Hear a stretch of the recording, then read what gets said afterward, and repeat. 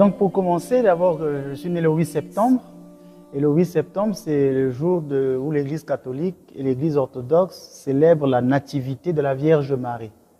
Pour moi, c'est un signe providentiel parce que les deux églises, le 8 septembre, célèbrent la nativité de la Vierge, comme pour dire que l'Orient et l'Occident jouaient une mélodie harmonieuse dans mon berceau et que Dieu m'appelait un jour à devenir le frère de tous, le frère des catholiques et des orthodoxes. Donc je pense que ma date de naissance était déjà providentielle. Je suis arrivé en France en 1988, j'avais l'âge de 7 ans et une année après, à l'âge de 8 ans, j'ai dit au père Jean-Pierre, il est toujours vivant, c'est le diocèse de Lille, au père Jean-Pierre Descasmequeurs, je lui ai dit, je voudrais devenir prêtre. J'avais 8 ans. Et il m'a dit, si tu veux devenir prêtre, il te faudra beaucoup étudier. C'était là aussi une parole providentielle, on verra par la suite. Et en 92, je me fais baptiser et quelques mois après, ma mère va divorcer avec son mari et nous allons revenir au Congo, mon pays d'origine, Congo-Brazzaville. Et là, malheureusement, je suis arrivé, je me suis senti étranger dans mon pays parce que d'abord, je ne connaissais pas les langues locales et puis en même temps, il y a eu des guerres, la misère, la souffrance et j'ai vécu des moments vraiment très intenses en émotion. Plusieurs fois, on a failli se faire tuer et ça, c'est resté gravé dans ma mémoire, les guerres. Mais malgré ça, je n'avais jamais abandonné ce désir d'être prêtre.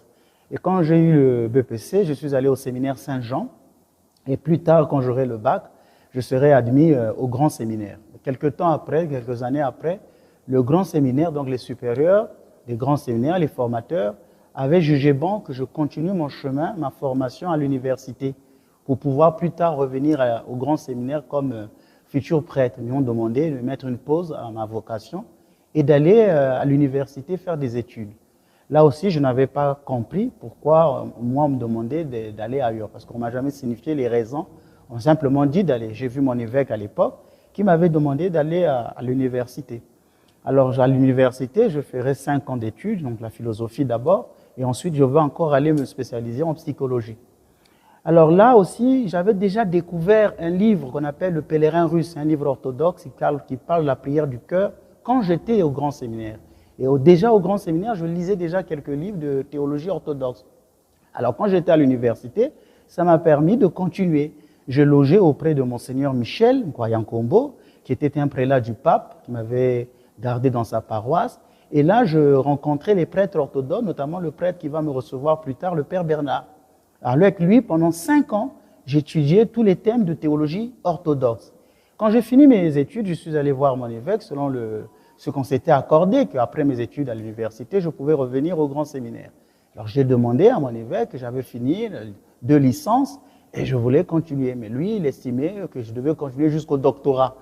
Alors vous voyez, c'est un peu ce que m'avait dit le père Jean-Pierre. Si tu veux devenir prêtre, il faudrait que tu étudies beaucoup. Donc vous voyez que cette phrase avait été providentielle. Mais j'ai quand même senti comme si j'étais exclu de l'Église. J'ai toujours désiré être prêtre catholique et je me suis senti comme exclu de l'Église. Ça a été pour moi un moment de grande souffrance. Et d'ailleurs, même ma mère, elle est morte de soucis à cause de ça. Et alors, c'est là où j'ai décidé finalement de devenir orthodoxe. Le père Aimé, qui est un prêtre catholique, m'avait expliqué un peu, il me disait que les orthodoxes et les catholiques, c'est la même chose. C'est juste les papas, comme il disait, qui se sont battus. Les enfants ne devraient pas subir cette division. Et là, je me suis présenté auprès du père Bernard et je suis devenu orthodoxe. C'est là qu'il me donnera le nom de Ménas. J'ai dit, mais pourquoi me donner un tel nom? Moi, je suis né le 8 septembre, donnez-moi le nom de la Vierge. Il m'a dit, je te donne le nom de Ménas. C'est un saint parce que tu feras des miracles. Et quand je suis rentré dans l'église orthodoxe, j'ai choisi la vie monastique. Je n'avais pas voulu la vie conjugale. Et là, j'ai rencontré le père Théologos qui m'avait admis dans son monastère de Dolisie. Donc, durant ce temps, je suis resté là, au monastère de Dolisie, avec le père Théologos, qui plus tard va m'envoyer au mont Athos. Là, c'est en Grèce. C'est là où se trouvent plusieurs monastères orthodoxes. Là-bas, les femmes n'y entrent pas. Les moines ne mangent pas de viande. Et là, j'étais au monastère Simono-Pétra.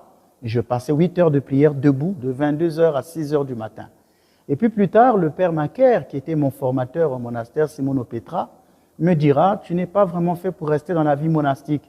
Il faut que tu ailles faire la vie missionnaire. Donc pour me résumer, je peux dire qu'en devenant orthodoxe, je suis toujours catholique. J'ai trouvé la catholicité, je vis ma catholicité dans l'église orthodoxe qui, elle aussi, est une église une, sainte, catholique et apostolique.